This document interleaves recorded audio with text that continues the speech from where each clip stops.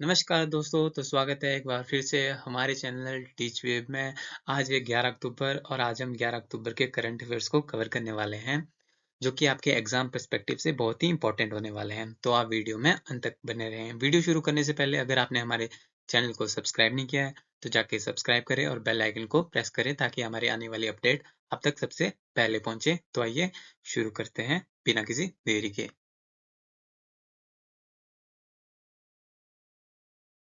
तो हमारा आज का जो सबसे पहला करंट अफेयर है वो है, किस देश ने डब्ल्यूएचओ के पारंपरिक चिकित्सा केंद्र के लिए 250 मिलियन डॉलर देने का वादा किया है। ऑप्शन है आपके पास ऑस्ट्रेलिया ने, जापान ने, चीन ने या फिर भारत ने। इसका जो राइट आंसर है वो ऑप्शन नंबर 4 भारत ने। ठीक है। भारत ने 2025 लेकर 2028 तक मुख्य कार्यक्रमों के लिए डब्ल्यूएचओ यानी कि वर्ल्ड हेल्थ ऑर्गेनाइजेशन को 300 मिलियन से अधिक देने का वादा किया है। ठीक है। 250 मिलियन डॉलर का सबसे बड़ा हिस्सा पारंपरिक चिकित्सा के लिए उत्कृष्ट केंद्र पर खर्च किया जाएगा। ठीक है। यहाँ पे मैंने पारंपरिक चिकित्सा केंद्र के लिए कहा है कि 250 मिलियन डॉलर देने का वादा किया है, परंतु क्या है, 300 मिलियन डॉलर से अधिक देने का वादा किया है। ठीक है। जो कि 2025 से लेकर 2028 तक के में मुख्य कार्यक्रमों के लिए डब्ल्यूएचओ को दिया जाने वाला है। किसकी तरफ से? भारत की तरफ से। परंतु जो 250 मिलियन डॉलर है वो किसके लिए दिया जाएगा? पारंपरिक चिकित्सा केंद्र के लिए। ठीक है। आगे बढ़ते हैं। अगला जो क्वेश्चन है वो है, कैबिनेट ने कहा राष्ट्रीय समुद्री विरासत परिसर को मंजूरी दी है। ऑप्शन है आपके पास लोथल, सुतकोटा, कोचीन या फिर कोलकाता। इसका जो राइट आंसर है वो ऑप्शन नंबर 1 लोथल। ठीक है। कैबिनेट ने भारत के 4500 साल पुराने समुद्री इतिहास को प्रदर्शित करने के लिए गुजरात में लोथल राष्ट्रीय समुद्री विरासत परिषद एनएमएचसी विकसित करने को मंजूरी दी है। ठीक है। चरणों में पूरा होने वाली इस परियोजना में संग्रहालय, गैलरी और पार्क शामिल होंगे, जिससे कि 22,000 नौकरियां पैदा होंगी। ठीक है। चरण 1 के तहत लाइट हाउस म्यूजियम के निर्माण को लाइट हाउस और लाइटशिप महानिदेशालय द्वारा वित्तपोषित किया जाएगा। ठीक है। लोथल जो है हमारी हड़प्पा सभ्यता, जो कि पुरानी सभ्यता है, उसका जो एक एक महत्वपूर्ण बंदरगाह भी था और एक महत्वपूर्ण स्थान भी था। ठीक है। आगे बढ़ते हैं। अगले जो हमारा क्वेश्चन है वो है, वह कौन है जिसने सभी 800 मीटर के शिखरों पर चढ़ाई कर सबसे युवा पर्वतारोही बन गया है? ठीक है। ऑप्शन है आपके पास मिथियास जुब्रिगन, तेंजिन नोरगे, हंस मेयर, नीमा रिंजी शेरपा। ठीक है। इसको जो राइट आंसर है वो ऑप्शन नंबर 4 नीमा रिंजी शेरपा। ठीक है। 18 वर्षीय नीमा रिंजी शेरपा 9 अक्टूबर 2024 को शीशा पंगमा, जो कि आपके 8,027 मीटर लंबी है, की चोटी पर पहुंचे, जिससे विश्व के सभी 14, ठीक है, कितने हैं? विश्व के सभी 14, जो कि आपके 800 मीटर के शिखर पर चढ़ाई करने वाले सबसे युवा पर्वतारोही बन गए हैं। ठीक है। विश्व में कितनी? विश्व में 14 ऐसी श्रृंखलाएं हैं जो कि आपकी 800 मीटर से ऊंची है। उस पे चढ़ने वाले जो सबसे युवा व्यक्ति है वो कौन बने हैं? आपके नीमा रिंजी शेरपा। ठीक है। आगे बढ़ते हैं। इस करंट अफेयर की जो पीडीएफ है वो मैं अपने टेलीग्राम ग्रुप में डाल दूंगा, जिसका कि लिंक मैं डिस्क्रिप्शन बॉक्स में डाल दूंगा। तो वहाँ पे लिंक को ओपन करके हमारे टेलीग्राम ग्रुप में जुड़ सकते हैं तथा वहाँ पे आपको यह पीडीएफ मिल जाएगी, तथा इसके अलावा जो हमारी पिछली वीडियोस है उसकी भी पीडीएफ आपको वहाँ पे मिल जाएगी। ठीक है। अगला जो क्वेश्चन है वो है, इतालवी वाहक ने भारत के किस तट पर भारतीय नौसेना के साथ अपना पहला अभ्यास किया? ठीक है। किसके साथ? भारतीय नौसेना के साथ। इतालवी यानी कि इटली। इतालवी जो है इटली के लोगों को कहा जाता है। ठीक है। इतालवी, यहाँ पे इटली भी हो सकता है या इतालवी भी हो सकता है। ठीक है। ऑप्शन है आपके पास कर्नाटक, गोवा, केरल या फिर तमिलनाडु। इसको जो राइट आंसर है वो है ऑप्शन नंबर 2 गोवा। ठीक है। इतालवी वाहक ने भारत के गोवा तट पर भारतीय नौसेना के साथ अपना पहला अभ्यास किया। ठीक है। भारतीय नौसेना और इतालवी नौसेना ने 1 से 6 अक्टूबर 2024 तक गोवा के तट पर कैरियर स्ट्राइक ग्रुप (CSG) के साथ अपना पहला अभ्यास किया। ठीक है, इस अभ्यास में भारतीय विमानवाहक पोत INS विक्रांत, इतालवी विमानवाहक पोत ITS कैवूर और उनके साथ-साथ आने वाले जहाज INS विशाखापट्टनम और ITS अल्पिनो शामिल थे। ठीक है, इतालवी बेड़े के जो वाइस एडमिरल थे वो कौन है? ओरिलियो डी कैरेलिस। ठीक है, इटली की जो राजधानी है वो कौन है? रोम। और वहां के प्रधानमंत्री कौन है? Giorgia Meloni. और जो इटली की जो मुद्रा है वो क्या है? यूरो। ठीक है, आगे बढ़ते हैं। अगला जो हमारा क्वेश्चन है वो है, आरबीआई ने वित्त वर्ष 2024-25 के लिए कितनी प्रतिशत जीडीपी वृद्धि का अनुमान लगाया है? ऑप्शन है आपके पास 7.2%, 7.3%, 7.4% या फिर 7.5%। इसका जो राइट आंसर है वो है ऑप्शन नंबर 1, 7.2%। ठीक है, आरबीआई ने 2024-25 के लिए जीडीपी वृद्धि का अनुमान कितना लगाया है? 7.2 यानी 7.2%, जो कि जो मजबूत घरेलू मांग, कच्चे माल की लागत और विनिर्माण क्षेत्र की वृद्धि से प्रेरित है। ठीक है, और हमारे आरबीआई के गवर्नर कौन है? वो है आपके शक्तिकांत दास। ठीक है,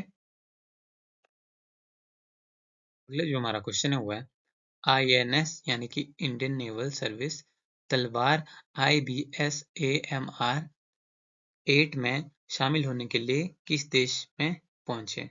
ठीक है, ऑप्शन है आपके पास ऑस्ट्रेलिया, जापान, ब्राजील या फिर दक्षिण अफ्रीका। इसको जो राइट आंसर है वो ऑप्शन नंबर 4, दक्षिण अफ्रीका।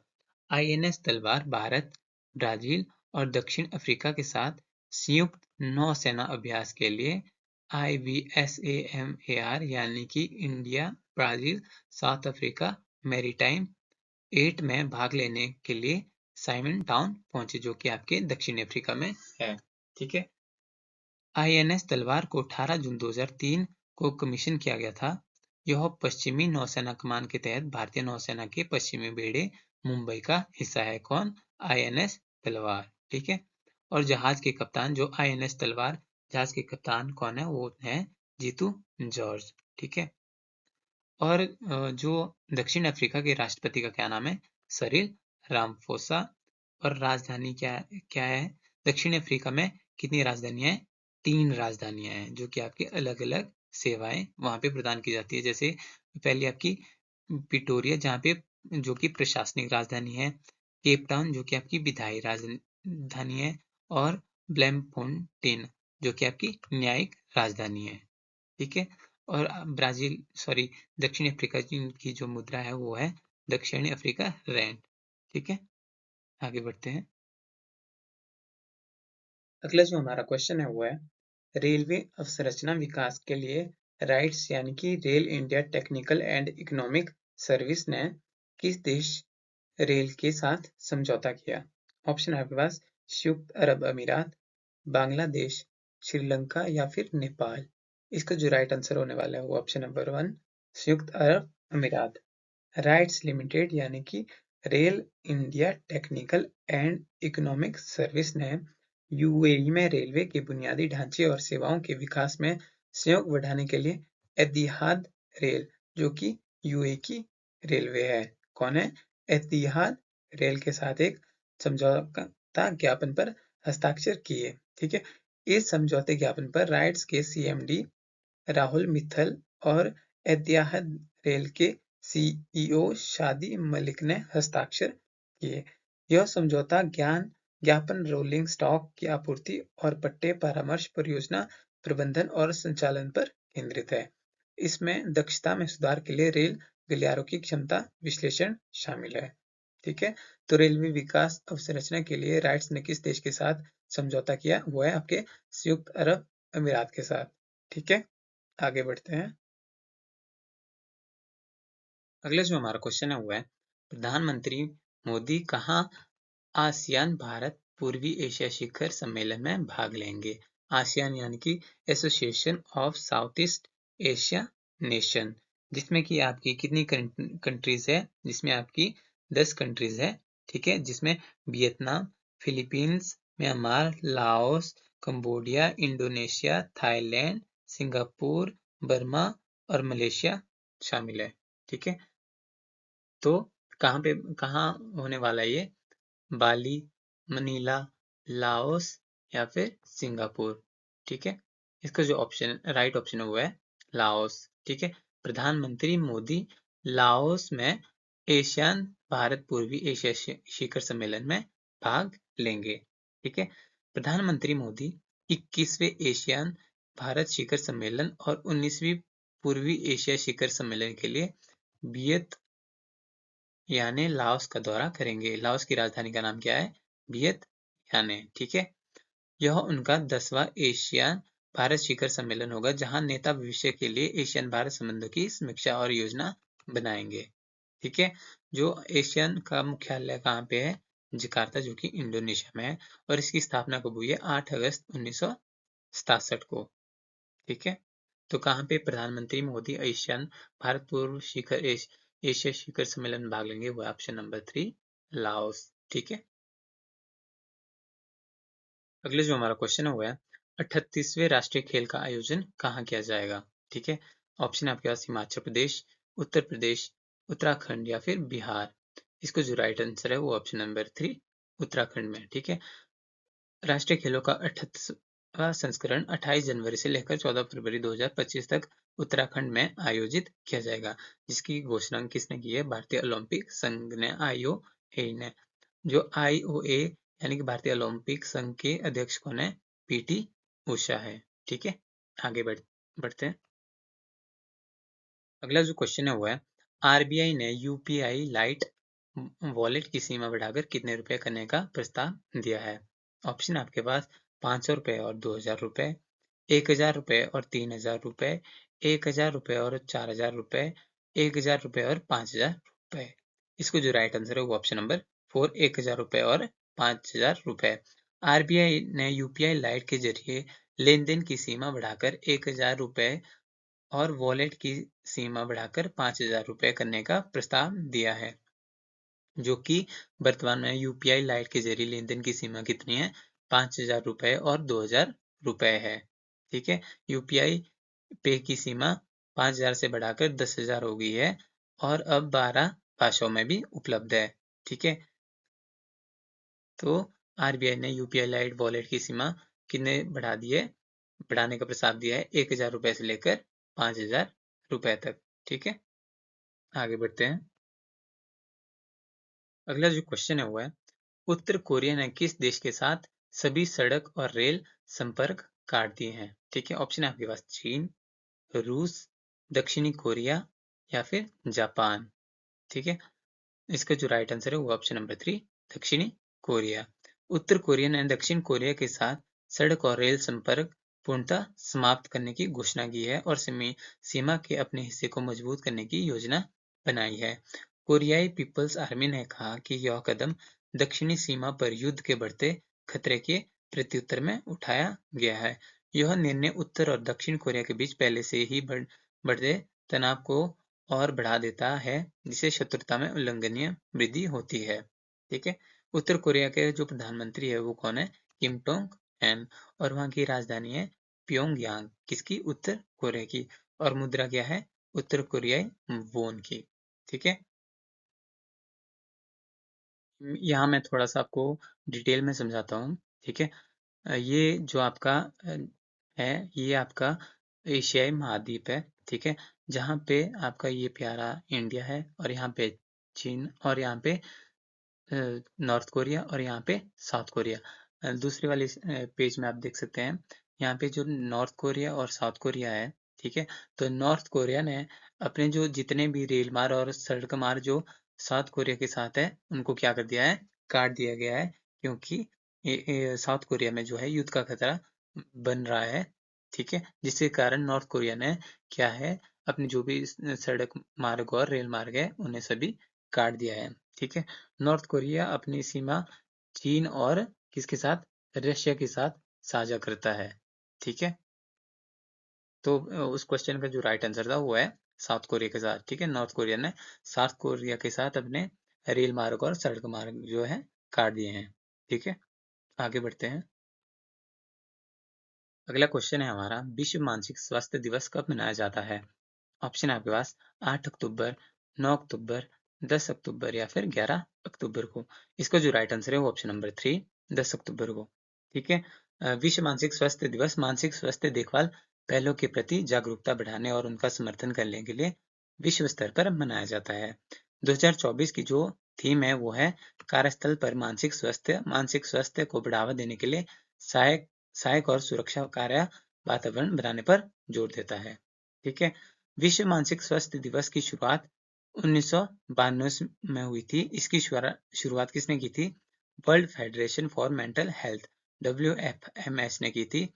इस दिन को पहली बार 10 अक्टूबर को मनाया गया था। ठीक है, तब से लेकर आज तक यह 10 अक्टूबर को मनाया जाता है। ठीक है, तो विश्व मानसिक स्वास्थ्य दिवस कब मनाया जाता है? ऑप्शन है 3, 10 अक्टूबर को। ठीक है,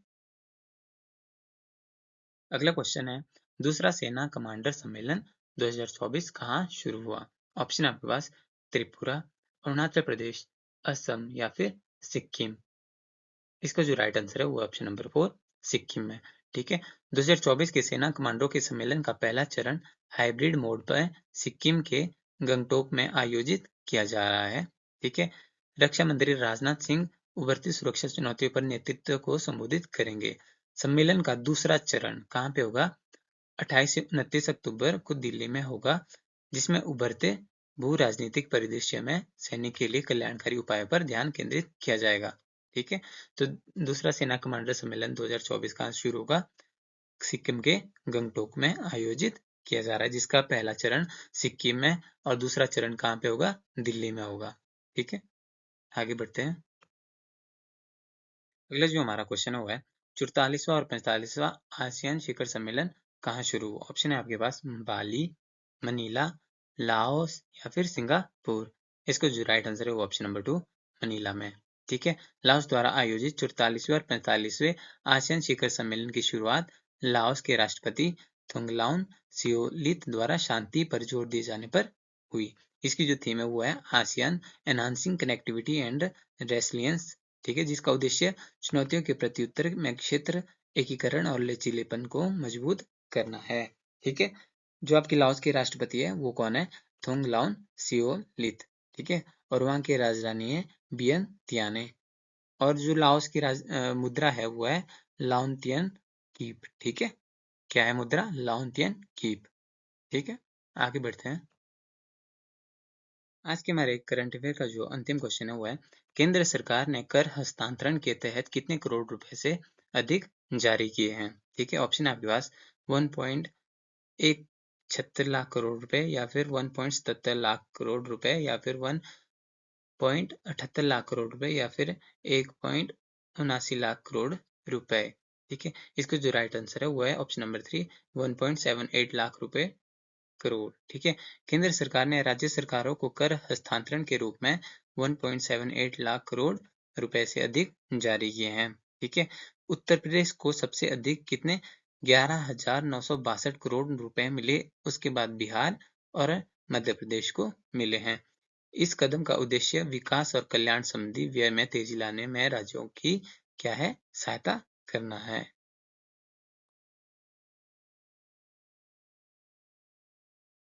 राष्ट्रीय प्रतीक रतन टाटा जी का 86 वर्ष की आयु में निधन हुआ।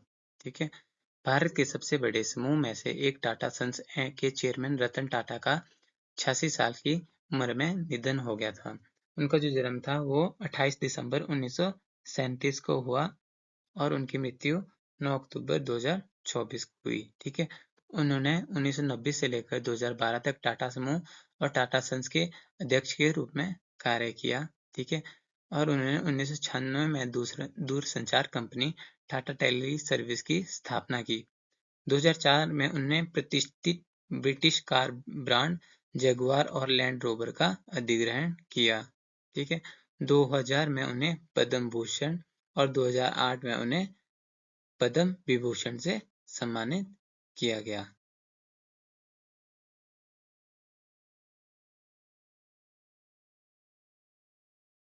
तो दोस्तों, ये थे आज के कुछ मुख्य करंट अफेयर।